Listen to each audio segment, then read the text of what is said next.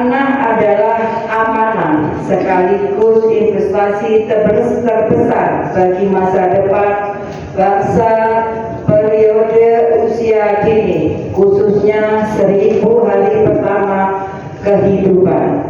Adalah masa keemasan Golden Age. Pada masa ini otak anak berkembang dengan sangat pesat. Apa yang mereka terima, lihat, dan rasakan pada fase ini akan menjadi fondasi karakter, kecerdasan, dan kesehatan mereka di masa depan.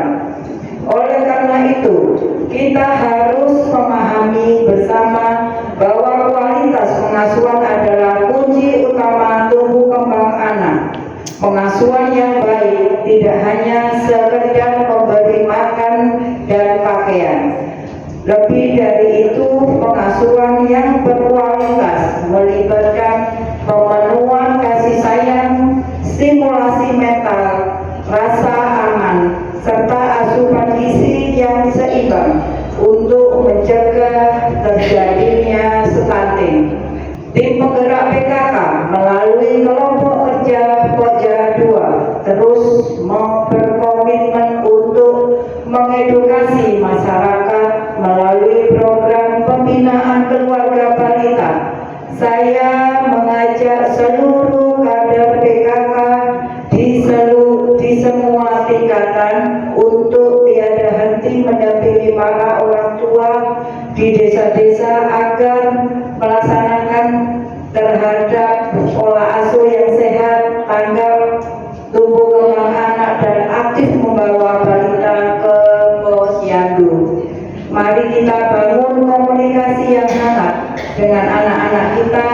Ingatlah, pengasuhan yang penuh cinta hari ini adalah penentu generasi emas kabupaten kita di masa depan.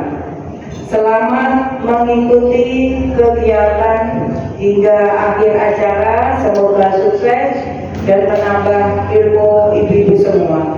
Demikian beberapa hal yang dapat saya sampaikan. Maka dengan mengucap Bismillahirrahmanirrahim, kegiatan sosialisasi kualitas pengasuhan kunci tumbuh kembang anak usia dini dibuka dan dimulai. Terima kasih atas kesempatan yang telah diberikan kepada kami dari Pokja 2 Kabupaten, kepada kami dari Dinas PPKB PPPA yang dalam hal ini kami wakili dari Ikatan Penyuluh KB Bu, Ikatan Penyuluh KB Kabupaten Jombang. Terima kasih juga kesempatannya Bu. Pada hari ini kita diminta untuk berbagi ilmu, berbagi ilmu tentang pengasuhan. Panjenengan semua ibu-ibu yang ada di sini pasti sudah pernah mendapatkan materi mengenai pola-pola pengasuhan sebelumnya, Ibu.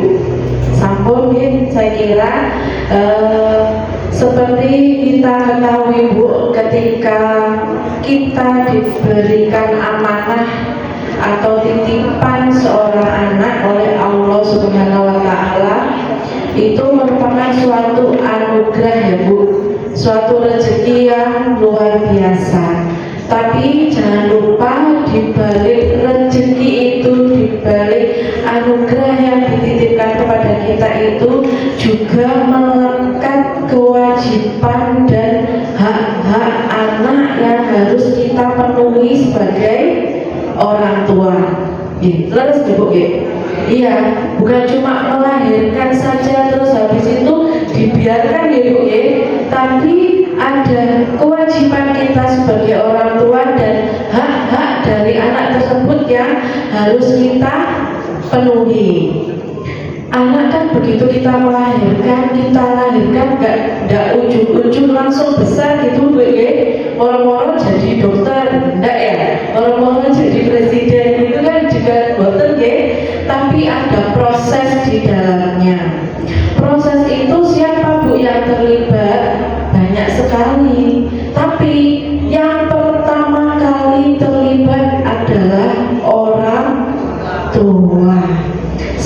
seperti yang dibilang atau disampaikan oleh Ibu Ketua TPPKK tadi, bahwa madrasah pertama dan yang paling utama adalah ya dari keluarga, orang tua.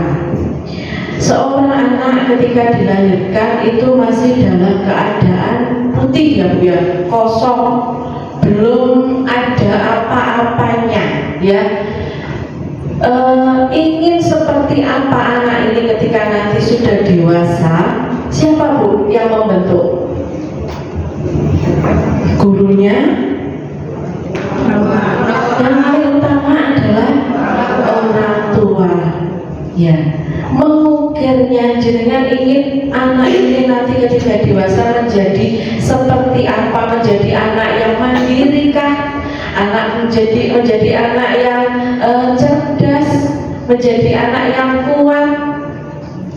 Itu panjenengan semua atau kita sebagai orang tua yang membentuknya. Ya, anak menjadi baik, anak bisa menjadi buruk, anak menjadi mandiri, anak menjadi manja, itu juga adalah pengaruh dari orang tua. Dari apa Bu kira-kira yang mempengaruhi Bu? Dari pola asuh, betul. Dari pola asuh yang kita berikan semenjak anak lahir, ya. Pola asuh yang seperti apa yang kita ingin berikan ini supaya anak ini menjadi apa yang kita inginkan, atau paling tidak menjadi anak yang mandiri, yang bisa menolong dirinya sendiri, minimal seperti itu ya Bu. Ya, kewajiban orang tua bukan hanya menyediakan kebutuhan fisik, makan, minum, tidak, ya. Tetapi yang lebih penting adalah kita sebagai orang tua bisa memberikan kebutuhan secara emosinya, kasih sayang, perhatian, keamanan, kenyamanan, itu yang terpenting Bu. Ya, kenakalan remaja yang kita terjadi saat ini, kira-kira itu kesalahan dari anak atau kira-kira kesalahan dari orang tua? Ya, dari kesalahan pola asuh orang tua. Jadi kan sebenarnya tidak ada ibu anak nakal gitu. Anak nakal itu tidak ada ibu. Ya, yang benar adalah kesalahan dari pola asuh yang diberikan orang tua kepada anak tersebut. Sudah paham ya Bu? Kira-kira oh ini kaitannya pola asuh dengan pembentukan karakter anak sebenarnya gitu. Kalau pola asuh itu, dan pastinya nanti juga akan berpengaruh kepada tumbuh kembang anak. Ya.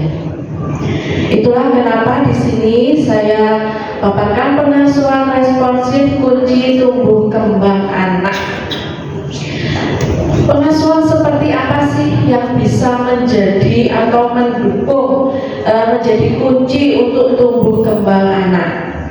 Di sini saya paparkan, kita pahami dulu konsep dasar pengasuhan. Ya, pengasuhan merupakan salah satu aspek terpenting untuk mendukung tumbuh kembang anak, karena anak tidak hanya membutuhkan makanan dan tempat tinggal, namun juga perhatian, kasih sayang, serta interaksi yang bermakna.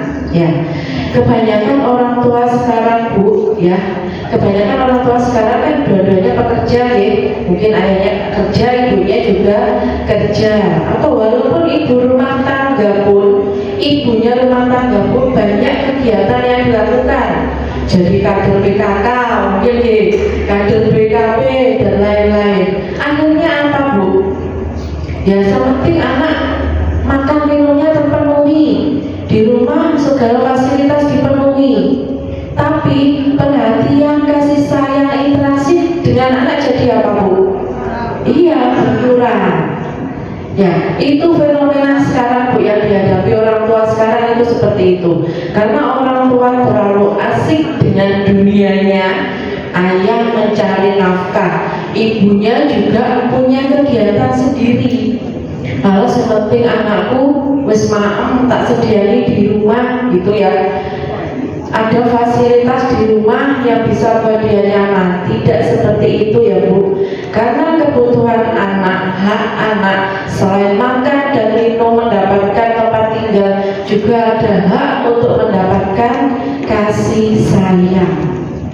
Ini yang harus kita perhatikan sebagai orang tua. Betul ya? Faktanya, data dari Survei Sosial Ekonomi Nasional atau Susenas di bulan Maret 2024, 3,60% balita pernah mendapatkan pengasuhan yang tidak layak. Jadi ternyata ada 3,69% balita Bu yang mendapatkan pengasuhan yang tidak layak, dan hanya 27,32% pernah atau sedang mengikuti pendidikan prasekolah. Jadi balita yang mendapatkan pendidikan prasekolah sekitar 27,32%. Ya, sebenarnya Bu, pengasuhan ya, pola asuh, kalau orang tua zaman dulu belum ada ilmunya nih Bu. Kalau orang tua dulu kan informasinya terbatas ya Bu, karena mereka belum mendapatkan informasi-informasi atau ilmu-ilmu yang bisa kita akses seperti sekarang, yang bisa diakses oleh orang tua zaman sekarang. Jadi orang tua kita dulu atau orang tua kita zaman dulu tahunya ya mereka juga meniru dari orang tua sebelumnya, belajarnya dari orang tua sebelumnya, dari mbah-mbahnya dulu. Kebanyakan kalau orang tua zaman dulu pola asuhnya apa Bu?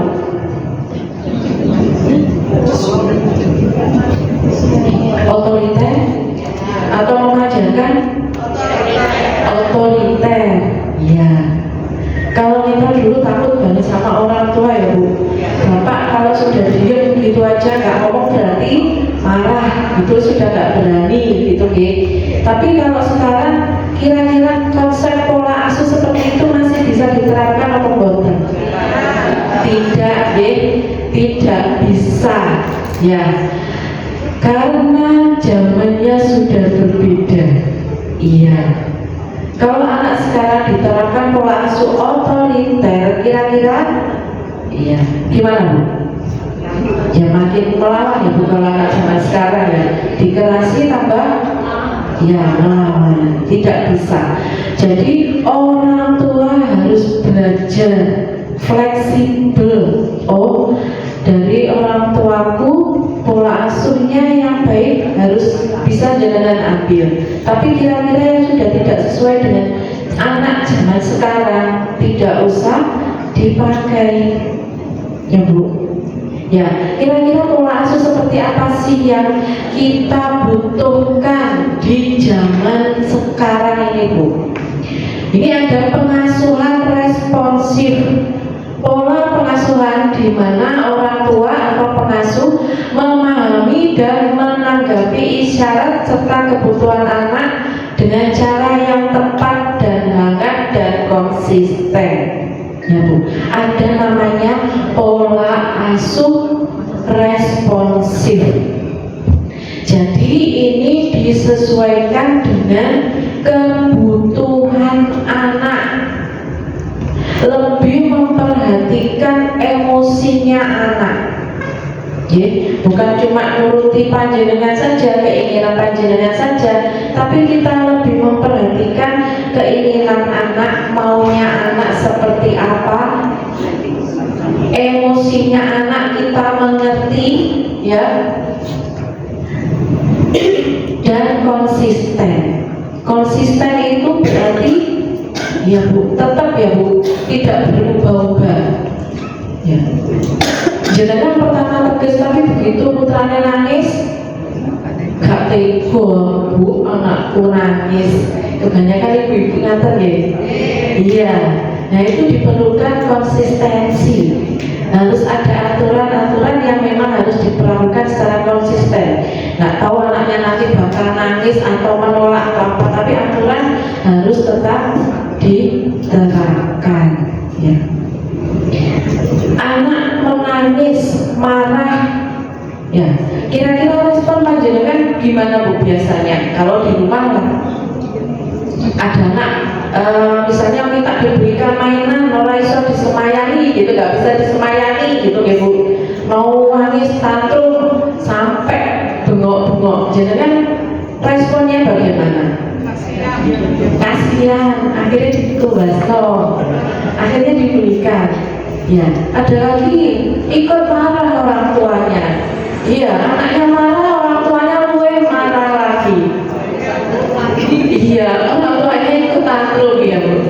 Tolak sampai di, iya semayani. Nah, wis dijawab di awal udah tidak boleh ya. Kalau sekarang mau di rumah secara fisik itu tidak boleh. Ya, itu sebenarnya pola asuh yang kurang baik bu. Ya, ketika anak marah, ketika anak nangis, hal yang pertama yang jenengan harus lakukan adalah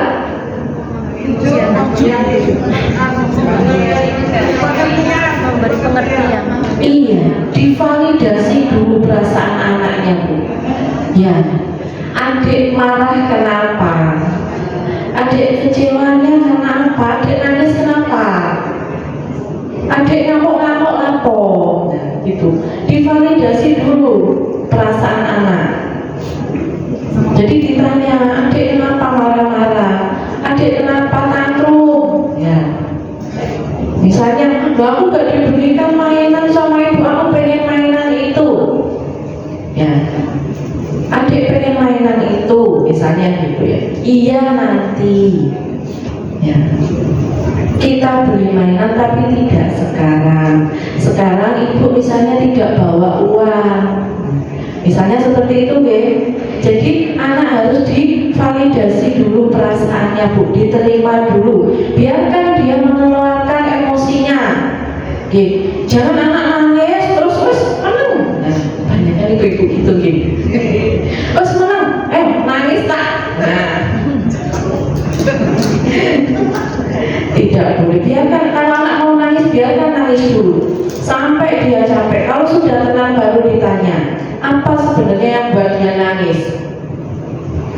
Jangan biasakan anak untuk memendam emosinya. Ya, kalau jenengan misalnya anak nangis terus disuruh langsung berhenti, itu kan namanya, iya, dia dipaksa untuk memendam emosinya. Biarkan dia nangis dulu, dia mengungkapkan kekesalannya dulu. Tidak apa-apa. Kenapa bu? Ini akhirnya akan membentuk karakter anak. Kalau sering dipaksa untuk memendam perasaannya, tidak bisa mengelola stresnya, perasaannya, dia akan jadi anak saya terbiasa seperti itu bu. Oh aku gak boleh nangis sama ibuku. Oh aku gak boleh marah sama ibuku. Ya ini nanti pengaruhnya ke karakter ketika dia sudah dewasa. Dia tidak bisa mengungkapkan perasaannya, jadi anak yang mungkin lebih tertutup. Seperti itu. Sepele ya bu padahal ya bu ya. Tapi ini ternyata dampaknya luar biasa ketika nanti dia menjadi dewasa. Jadi pola asuh yang seperti apa yang kita perlukan? Ini pengasuhan responsif. Kita tanggap ya, kita mengamati apa yang dibutuhkan anak, emosinya anak seperti apa, kita validasi, kita penuhi kebutuhannya ya, seperti itu bu. Ya, jadi bukan hanya anak nurut sama kita. Jadi anak yang menurut, gak tahu nangis, gak tahu rewel gitu, nurut sama panjenengan, tapi kita gak tahu secara psikis, secara psikologi apakah benar anak-anak Iya, benar. Anak jenengan pengennya anak nurut sama panjenengan, jadi anak yang penurut ya, tapi dia memendam emosi sebenarnya. Atau jenengan bebas berekspresi, nggak apa-apa. Ketika dia marah dia ekspresikan, ketika dia sedih dia ekspresikan. Lebih enak mana? Apa tidak lebih enak dengan anak yang lebih ekspresif, yang bilang, "Bu, saya nggak senang kalau ibu seperti ini," misalnya gitu. Kan jadi ada komunikasi ya seperti itu nantinya. Tapi kalau anak yang sudah terbiasa memendam emosi, tidak bisa seperti itu, mengungkapkan perasaannya itu tidak bisa. Ini sangat berdampak sekali ketika mereka sudah dewasa, Bu. Nah, di pengasuhan responsif ini ada 3 prinsip utama. Ya, ini sebenarnya kan sudah dari zaman dulu ya, Bu. 3 prinsip ini ya, asih, asuh, asah. Ya, kita kembali seperti zaman dulu ya. Ini kan seperti pengasuhan yang dahulu, bahwa 3 kebutuhan anak yang harus dipenuhi kan ini ya. Kita sebagai orang tua, ada asih, asah, dan asuh. Ini sebagai orang tua, kewajiban orang tua yang harus dipenuhi, atau 3 hak anak yang harus mereka dapatkan dari orang tua mereka: asih, asah, dan asuh. Kalau asih berkaitan sama apa, Bu? Iya, dengan kasih sayang ya.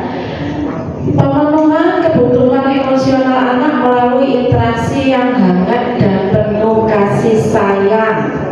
Nah, pemenuhan kebutuhan emosinya, Bu. Jadi kasih sayangnya, perhatiannya, ya, dan interaksi yang hangat dan penuh kasih sayang. Untuk orang tua zaman sekarang kira-kira ini bisa terpenuhi apa boten, Bu? Bisa ya? Ya, kita upayakan ini bisa terpenuhi di dalam keluarga kita. Sesibuk-sibuknya kita sebagai orang tua, luangkan waktu untuk berinteraksi dengan anak ya. Sepulang kerja misalnya, sudah nggak usah main HP, nggak usah nonton TV gitu ya, nggak usah scroll TikTok, fokus interaksi sama anak di rumah, ngobrol sama anak, makan bersama, sholat bersama. Ini yang kita usahakan di rumah, dan ini harus dilakukan oleh kedua orang tua ya, Bu, ayah dan ibu. Tidak bisa hanya ibu saja, tapi harus ada peran ayahnya dan peran ibu. Karena masing-masing peran ayah dan ibu mempunyai dampak psikologis yang berbeda. Ketika kita berinteraksi dengan ibu, kita sering bonding dengan ibu, anak merasa disayangi, dia mendapatkan kasih sayang yang cukup. Tapi ketika anak berinteraksi dengan ayah, apa yang didapatkan, Bu? Rasa aman, rasa percaya diri. Itu didapatkan dari seorang ayah. Kalau dari ibu mendapatkan kasih sayang, tapi anak belajar mendapatkan rasa aman, rasa percaya diri, itu dari ayah. Makanya pola asuh atau pengasuhan harus dilakukan bersama-sama dengan ayah dan ibu. Responsif terhadap emosi anak, seperti yang tadi Ibu, ketika anak nangis, ketika anak marah, tantrum seperti itu, jenengan harus responsif, mengerti atau memvalidasi dulu anak ini kenapa, apa yang diinginkan, kenapa dia marah, kenapa dia menangis. Jadi mengelola emosi ya memang butuh kesabaran Ibu ya. Jadi orang tua sebenarnya juga nggak mengelola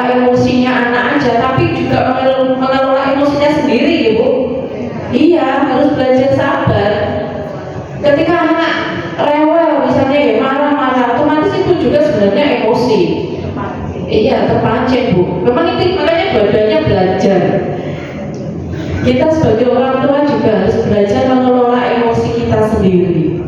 Ya, kalau memang kita ingin anak kita nantinya jadi anak yang punya karakter yang baik, kita juga harus pandai-pandai mengelola emosi kita sebagai orang tua. Memberikan sentuhan dan pelukan menenangkan. Nah, saling berpelukan, cium pipi kiri, pipi kanan. Ya Bu, di rumah kan wajar ya Bu, orang tua sama anak kan ya wajar berpelukan, cium pipi kiri, pipi kanan, biasa kan tidak apa-apa Bu. Ini nanti akan membentuk ikatan batin kita sama anak. Semakin banyak sentuhan, semakin banyak pelukan, itu menimbulkan bonding, kalau namanya bonding kita sama anak. Kita jadi ngerti. Biasanya kita jadi ngerti, anak juga ngerti. Oh, anak ini lagi sedih. Oh, anak ini lagi marah. Begitupun dengan anak. Kalau sering bonding sama kita, anak juga tahu, oh ibuku sedang marah, oh ibuku sedang sedih. Jadi bisa saling mengerti. Kalau zaman sekarang itu namanya dapat feelingnya, gitu. Jadi saling tahu gitu apa yang dirasakan orang tua, apa yang dirasakan oleh anak. Komunikasi sejajar dengan kontak anak. Nah ini ya Bu, kita juga belajar ketika komunikasi dengan anak, terutama anak yang masih balita, Ibu, usahakan kalau bicara kontak kita atau mata kita sejajar dengan anak. Jangan misalnya anaknya ada di bawah, jangan bicaranya sambil berdiri. Kalau menasehati Ibu, usahakan kontak ini sejajar dengan anak. Kenapa sih Bu? Perasaan anak itu nanti akan diperhatikan. Kalau jenengan misalnya berdiri, anaknya di bawah, rasanya kayak di mana Bu? Kayak di mana ya Bu ya? Kayak jenengan yang lebih berkuasa. Tapi ketika jenengan sejajarkan mata dengan mata, anak ini lebih bisa, dia merasa sepadan. Jadi nggak takut kali mengungkapkan sesuatu. Ya. Ini yang harus kita pelajari Bu, ilmu-ilmu seperti ini, ilmu komunikasi sebenarnya ini. Validasi perasaan anak. Nah, validasi kan berarti kita membenarkan oh ini marahnya kenapa? Adik marah, adik kecewa, adik sedih. Nah itu validasi perasaan anak. Kenapa? Sedihnya kenapa? Marahnya kenapa? Adik gak suka apa? Anak rewel kadang dia bukan karena apa-apa itu, tapi karena dia tidak bisa mengungkapkan perasaannya sendiri. Jadi mangkel sampai dewi gitu ya namanya masih anak ya, gimana mau mengungkapkan apa yang ada di hati. Kita sebagai orang tua yang harus memancing, mencari tahu adik gak suka apa, yang membuat adik nangis apa. Nah dipancing, divalidasi perasaannya. Selanjutnya dukungan dan kemandirian yang seimbang. Ya, dalam hal ini kasih sayang, kadang Bu, kasih sayang ini yang terlalu over juga tidak baik untuk anak terlalu manja, anak terlalu merasa apa ibuku boe gitu karena kita merasa sayang sama anak. Sama anak ya pasti sayang ya Bu, tapi kita harus tahu porsinya. Marah bukan berarti tidak sayang Bu. Tegas bukan berarti tidak sayang, tapi karena kita sayang, makanya kita juga menerapkan aturan-aturan dalam keluarga kita. Nah ini juga harus disampaikan kepada anak. Yang kedua adalah asah. Asah ini lebih ke apa Bu? Kemampuan anak, mengasah anak. Stimulasi untuk perkembangan kognitif. Jadi untuk perkembangan otaknya Bu, sebagai orang tua zaman sekarang mestinya sudah paham sekali apa itu perkembangan kognitif. Perkembangan kognitif kognitif ini Bu, kalau tidak distimulasi ya tidak bisa berkembang dengan optimal. Harus ada stimulasinya. Kira-kira anak itu bisa bicara karena dengan ajari atau gimana Bu? Atau itu langsung ngomong-ngomong bicara gitu? Diajari gitu. Jadi kan ada stimulasi ya di situ gitu. Anak bisa bicara, anak bisa bilang A, B, C, harus ada stimulasinya. Kalau dibiarkan ya nggak mungkin anak bisa bicara sendiri, bisa jalan sendiri. Nah, orang tua punya kewajiban memberikan stimulasi. Jangan sibuk sama ya itu tadi Bu. Panjenengan mungkin di rumah sibuk dengan pekerjaan, tapi jangan lupa juga dengan punya kewajiban memberikan pendidikan, memberikan semuanya kepada anak, termasuk ini stimulasi secara dini, terutama anak usia dini, golden age ya. Usia berapa Bu golden age? Iya, 0 sampai 2 tahun itu yang golden age, di mana perkembangan otak anak itu sangat pesat Bu. Yeah. Apakah setelah itu otak anak tidak berkembang? Masih berkembang, tapi kemajuannya tidak sepesat usia 0 sampai 2 tahun. Jangan harus memaksimalkan stimulasi di usia 0 sampai 2 tahun. Okay. Anak mau cepat jalan, mau cepat bicara, ya optimalkan di usia 0 sampai 2 tahun ini. Itulah kenapa stunting, untuk penanganan stunting juga dioptimalkan di usia 0 sampai 2 tahun. Apakah setelah itu tidak ada perkembangan Bu? Misalnya untuk penanganan stunting ada, tapi sangat kecil sekali progresnya. Selanjutnya pengembangan keterampilan motorik. Kalau motorik berarti ada hubungannya sama gerak, sama otot. Ya, anak zaman sekarang Bu, kebanyakan kan pegang HP. Ya, jadi ini gerakan motoriknya jarang terlatih. Gak ada sekarang anak yang obak di depan rumah itu, jarang ya Bu. Iya kan? HP yang di rumah semua ya. Iya. Ya ini fenomena sekarang ya Bu ya. Kita sebagai orang tua sebenarnya juga pengen ya kita menstimulasi anak dengan gerakan-gerakan motorik. Caranya bagaimana Bu? Sekali-sekali ajak anak tidur, misalnya nggak usah jauh-jauh Bu, ke alun-alun atau ke taman gitu ya, di mana mereka tidak boleh pegang HP. Ya, biarkan mereka bermain di situ, lari-larian atau apa, joget lari di situ, nggak apa-apa. Seminggu sekali misalnya bermain di taman gitu, nggak apa-apa. Biarkan mereka berlari-larian. Ada anak yang terlalu disayang sama orang tuanya Bu, dibabras gitu Kalau anakku tiga babras kabeh gitu Jangan Bu, biarkan anak mengeksplor semuanya yang mereka ingin lakukan, gerakan-gerakan yang memang kita sebagai orang tua cuma bisa mengawasi hati-hati gitu aja. Tapi ketika anak mau olahraga, mau lari-larian, biarkan saja. Itu kesempatan langka sekarang Bu.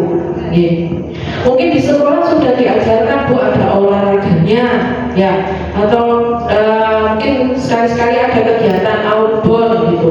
Nggak apa-apa, biarkan saja Bu. Ya, ada orang tua juga outdoor nanti, wes nggak usah.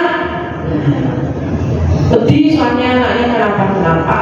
Ya kita sebagai orang tua ya tetap mengawasi ya Bu. Semoga tidak ada apa-apa gitu Tapi yang namanya gerakan motorik ini memang harus tetap dilakukan. Kalau tidak ya ini berpengaruh sekali. Anak yang misalnya dia senangnya di rumah saja tidak pernah keluar atau lari-lari olahraga, fisiknya itu jauh Bu, jauh sekali perkembangannya. Sebenarnya misalnya dari tinggi badan saja, anak yang senang olahraga sama yang tidak, itu kelihatan Bu, kelihatan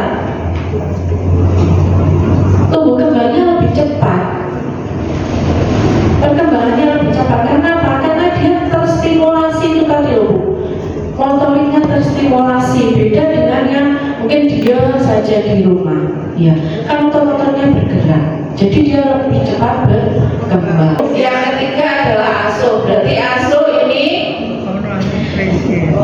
kaitannya dengan pemenuhan nutrisi sesuai usia, jadi lebih ke fisik ya Bu, kebutuhan fisiknya terpenuhi, imunisasinya lengkap, lingkungan tempat tinggalnya bersih, istirahatnya cukup, dan pengawasan untuk memastikan keamanan anak. Jadi lebih ke kebutuhan fisik ini harus terpenuhi ya Bu, kebutuhan ini ASI, ASA, dan asuh. Ini adalah hak anak yang harus terpenuhi di dalam pengasuhan responsif. Nah ini penerapannya ya Bu. ASI misalnya saat makan, ciptakan suasana makan yang menyenangkan. Untuk asapnya libatkan anak dalam persiapan makanan. Asal berarti kan dia menyiapkan makanan, kan dia bergerak ya, melatih motorik juga.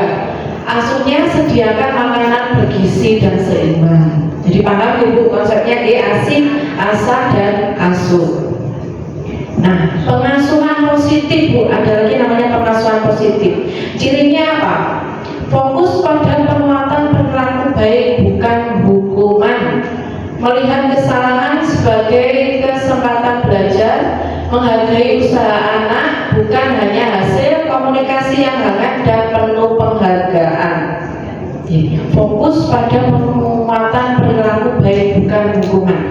Jadi lebih menghargai proses anak, ya, usahanya anak, bukan hanya hasil.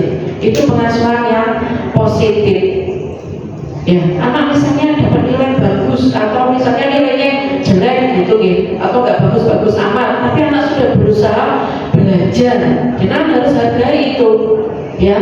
Tetap berikan pujian, nggak apa-apa, lain kali belajar yang lebih rajin gitu ya. Jangan langsung kayak itu santos, mesti malas-malasan ya, nggak mau belajar. Nah itu mematahkan semangat anak, tidak boleh seperti itu Ibu. Penerapannya apresiasi saat anak berusaha meskipun belum sempurna. Nah, seperti tadi ya, ada lagi pengasuhan demokratis. Ya, cirinya aturan jelas disertai dengan penjelasan logis, komunikasi dua arah, melibatkan anak dalam pengambilan keputusan, dan kehangatan dengan batasan yang konsisten. Aturan jelas disertai dengan penjelasan yang logis, ya. Anak zaman sekarang bukan alasannya nggak logis, nggak diterima. Jadi harus, kalau jangan membuat aturan, siapkan juga alasannya secara logis, dan ini harus diterapkan secara konsisten. Dampaknya apa sih Bu untuk pengasuhan demokratis ini? Anak menjadi bertanggung jawab, lebih percaya diri, karena apa? Dia dilibatkan juga dalam setiap keputusan. Yang misalnya adik pengen kemana, misalnya main kemana atau pengen pergi kemana, dia diberikan kesempatan untuk mengungkapkan pendapatnya. Jadi lebih pede, oh berarti pendapatku juga didengarkan. Dapat mengendalikan diri karena tahu ada batasan-batasan atau aturan yang jelas, mandiri dan memiliki tujuan. Intinya di pengasuhan demokratis ini adalah komunikasi Bu. Komunikasi harus berjalan dua arah. Jadi harus ada ibu atau orang tua dan anak, dan ini harus terjalin komunikasinya. Kita tahu maunya anak, anak juga tahu maunya kita. Jadi ada titik temu, ya, demokratis. Pola asuh yang perlu dihindari, ini pola asuh zaman dulu Bu, ada otoriter ya, cirinya tidak responsif, aturannya ketat, tanpa penjelasan dan menuntut kepatuhan. Ini kebanyakan di orang tua kita zaman dulu ya, cuma menuntut itu. Dampaknya apa? Anak sering berbohong, kurang percaya diri, merasa kurang disayang. Ya akhirnya menggolek-golek alasan. Bapak BK muring-muring gitu ya, biar ibu tidak marah. Akhirnya golek-golek alasan. Apa? Yang selanjutnya adalah pola asuh permisif. Ini yang terlalu memanjakan, Bu, kebalikan dari otoriter ya. Kalau otoriter terlalu ketat, terlalu penuh aturan, terlalu keras. Tapi kalau yang permisif adalah yang tanpa aturan. Jadi terlalu memanjakan, sedikit tanpa aturan, selalu menyetujui kemauan anak. Nah, ini sing berhati-hati, berhati lembut dan tidak tega. Ibu-ibu ini biasanya gak tega, aku Bu, sebab pokoknya anakku menang, anakku seneng gitu. Padahal ini nanti bisa berdampak tidak baik untuk tidak menghargai aturan, kurang mandiri, agresif dan tidak sabar. Itu Bu, jadi anaknya seperti itu. Yang selanjutnya adalah mengabaikan. Ya ini tidak mengabaikan berarti ya abai dengan anak Bu ya, gak urus Bu ya. Anak Pak kayak maaf mau ngombe di rumah ada fasilitas, kebutuhan anak lainnya tidak dipenuhi. Ini yang tidak boleh juga Bu, tidak responsif, tidak peduli, tanpa aturan dan keterlibatan orang tua. Ya anak jadi kurang bahagia, merasa tidak disayang, tidak percaya diri kalau tidak diperhatikan atau diabaikan. Penerapan pola asuh. Hal-hal yang diperhatikan dalam menerapkan pola asuh sesuai dengan kebutuhan dan kemampuan anak. Jelas Bu? Sesuai dengan kebutuhan dan kemampuan anak. Kita lihat anaknya pengen seperti apa, anak ini seperti apa sih sebenarnya. Kita sesuaikan pola asuh kita seperti itu. Ayah dan ibu harus konsisten. Ya, nanti bapaknya iya, ibunya tidak. Jadi harus dua-duanya konsisten.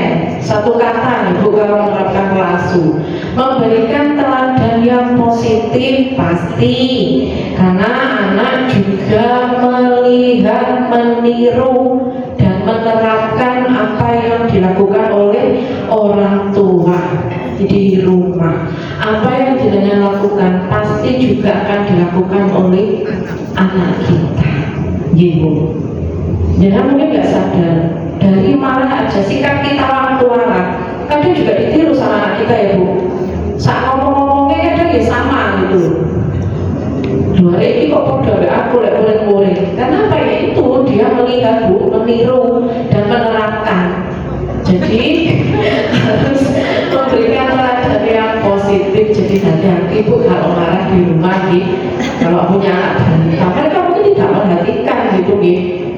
Tapi ternyata terekam itu Bu. Ya, terekam. Menerapkan komunikasi yang baik dan memberikan pujian.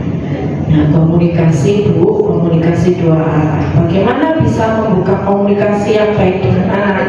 Berikan kenyamanan, keamanan. Anak kalau sudah merasa nyaman, aman, dia mau ngobrol apapun sama orang tua itu dia terbuka, nyaman. Tapi kalau dari awal jenengan sudah menerapkan pola asuh yang seperti tadi ya, misalnya anak marah tambah marah itu ya orang tuanya, ya anak jadi takut mau komunikasi sama orang tua. Orang tua diharapkan mampu berpikir jauh ke depan, bukan hanya pada apa yang terjadi saat ini. Pasti ya harus punya apa ya, ini dampaknya apa sih ke anakku nanti, bukan hanya saat ini saja.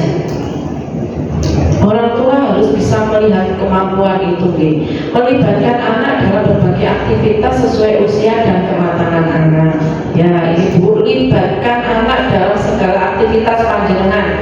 Misalnya, bersih-bersih rumah, bersih-bersih rumah aja. Kasih pekerjaan dia yang ringan-ringan saja. Misalnya, adik yang nyapu ya, misalnya gitu, ibu yang cuci piring. Libatkan anak Bu, belajar. Ya, biar anak ini ya tahu, oh ternyata di rumah ini ternyata juga ada pembagian tugas. Ibuku nyuci, aku nyapu, ayah misalnya bersih-bersih di belakang. Gak pun cuma ibu tandang gawe anaknya buat TV ya. Ini nanti yang dirasakan pas dewasa Bu. Jangan salahkan anak, misalnya anak moro-moro gak gelem ngewangi pas orang tuanya wepet anak nonton TV ya. Nanti ada pengasuh yang salah. Dan jangan salahkan dulu. Ya, libatkan anak. Bersikap sabar memberikan penjelasan bila anak bertanya. Tadi selain kita juga bisa menganalisa emosi anak, kita juga harus bisa mengelola emosi kita sebagai orang tua. Berpikir realistis dan selalu menjaga kebersamaan. Ya, usahakan ini tadi ya keluarga ini bisa melakukan sama-sama, ayah, ibu, anak lakukan aktivitas bersama, saling memberikan kasih sayang, saling bisa menghargai, saling bisa berkomunikasi dengan baik ya. Di lingkungan keluarga jenengan saja ini kalau sudah bisa tertata seperti itu Bu, komunikasinya enak ya, saling terbuka, nggak suka bonding, saling penuh, saling cium, enak Bu, di rumah itu nyaman ya, nyaman, tenang, seperti itu. Pola asuh positif berdampak langsung pada perkembangan anak. Perkembangan kognitif atau pikiran anak menjadi cerdas. Nah itu Bu, karena orang tuanya sudah memberikan kasih sayang tadi, asuh, asah, makanya anak akhirnya tak fokus, dia kecerdasannya bisa berkembang dengan baik. Perkembangan sosio emosional atau perasaan anak menjadi lebih baik sudah jelas, karena sudah terbiasa, dia divalidasi emosinya, dia bisa mengelola stres. Akhirnya apa? Perkembangan emosinya bisa berkembang dengan lebih baik, karena dia tidak biasa tadi ya memendam stres atau tidak memendam emosinya, dia jadi emosinya bisa berkembang dengan baik. Perkembangan fisik anak menjadi lebih sehat ya, terkait dengan asah dan asuh tadi. Kalau anak sudah diberikan stimulasi yang baik di rumah, otomatis nanti perkembangan fisik pasti juga akan mengikuti. Cukup sekian Ibu, ngapunten sebenarnya masih banyak slide-nya. Panjenengan nanti mungkin bisa baca sendiri ya di rumah. Saya cuma bisa menyampaikan sampai sini. Sekali lagi terkait dengan pola asuh ini adalah merupakan kunci dari tumbuh kembang anak. Mau jadi apa anak kita nanti, mau seperti apa anak kita nanti, ditentukan oleh pola asuh yang jenengan berikan ke putra-putra kita. Nanti Ibu, kalau misal ada pertanyaan, monggo nanti bisa menghubungi saya atau bisa menghubungi penyuluh KB-nya Bu di kecamatan masing-masing. Oh, ada tanya jawab. Ya, alhamdulillah ada tanya jawab. Cukup ya, nyata dari saya akhiri, kurang lebihnya saya